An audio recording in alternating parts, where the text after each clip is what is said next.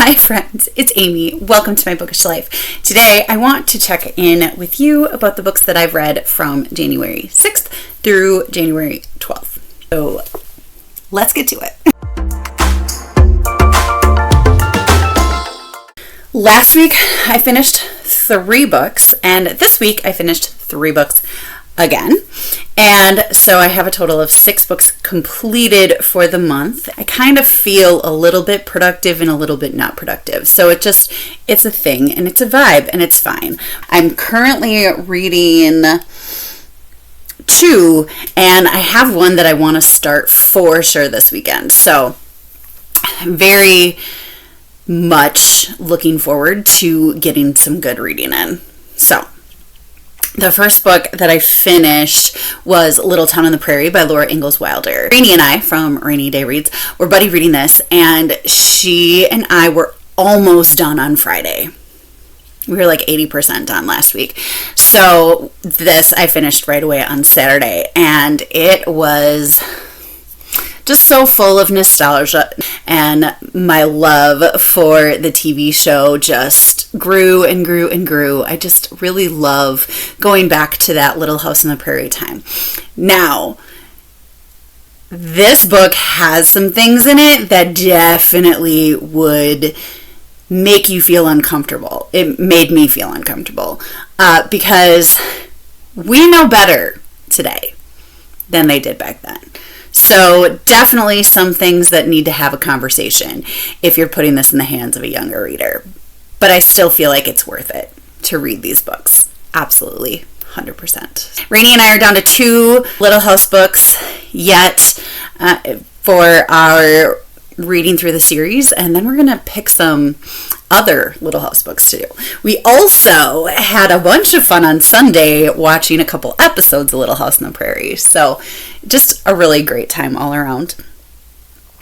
Then the second book that I finished, I also finished on Saturday, and it was Wait Till Helen Comes by Mary Downing Hahn. I also talked about this last week. I was listening to it as I was doing a diamond painting, and I started it as part of the TBRathon because my first prompt was creepy. And I've really been wanting to read this book for a long time. It was on my list of books to read when I needed to pick something that was written in the decade that I was born, and I just didn't get to it then, and I just haven't gotten to it. So I really wanted to get to this book, right? So I did, finally, super exciting, and I really liked it. It is a bit dated,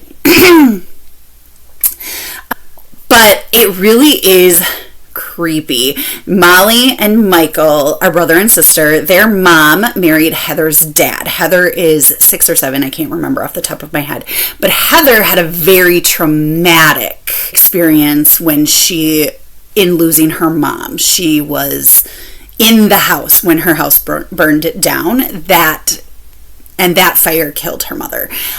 So everybody tells them to feel sorry for Heather, take care of Heather, and Molly's mom and Heather's dad decide that they're going to move to this old church because they want to have more room to work on their projects. So they pull them out of everything that they've known. They're signed up for all these summer activities that they're not going to get to do anymore because their lives are more important than the lives of their children.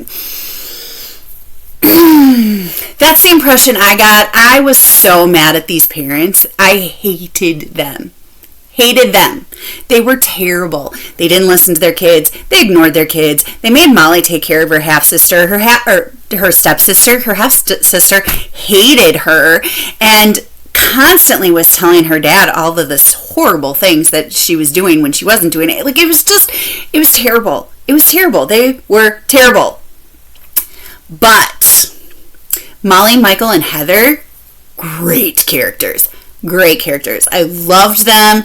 Their growth in their relationship and finding each other and being around each other, and their differences and finding a path in between those differences.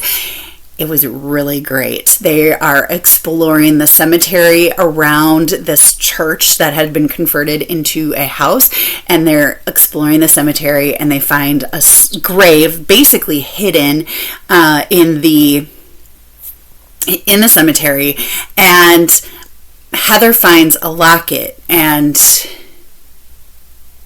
it belongs to Helen. And Helen talks to Heather. And it's just creepy. It's so, it's creepy. It's creepy and it's fun. It's good. As I said, a little dated, very selfish parents. But the characters of the kids in here, so great. So wonderful. I loved it. And then the third book that I finished was actually the second book that I needed to read for TBRathon. And now I'm done with the board. So I have to decide if I'm going to do another round of the game or not. But I needed a witchy book, and I found Wich Please by Aguirre. It is the first book in the Fix It Witches series. My sister Denise highly recommended this to me. She reads a little spicier than I do, and this book is a little spicier than I usually do, but I really enjoyed it for what it was. It was a cute little romantic comedy with witches, and we had Danica, who is a techno witch, so she can fix technology using her magic, and she runs into Cinnamon, whose name is Titus, and Titus runs the bakery and makes the best cinnamon rolls ever. They meet, they kind of start falling in love. It's a whole thing. It was a cute little romance, and I liked it. It was good. I think I might go on with this series. I'm not sure. It was like 3.5 stars. Wait Till Helen Comes, I gave 4 stars. I forgot to say that. And I gave Little Town on the Prairie 4.5 stars. I had a couple snow days this week, so I theoretically should have gotten more reading done, but I didn't, simply because I also got into watching some TV. Anyway, as far as books that I'm in the middle of, I am still working on Cross Country Christmas. I am really, really enjoying it. I'm just taking my time.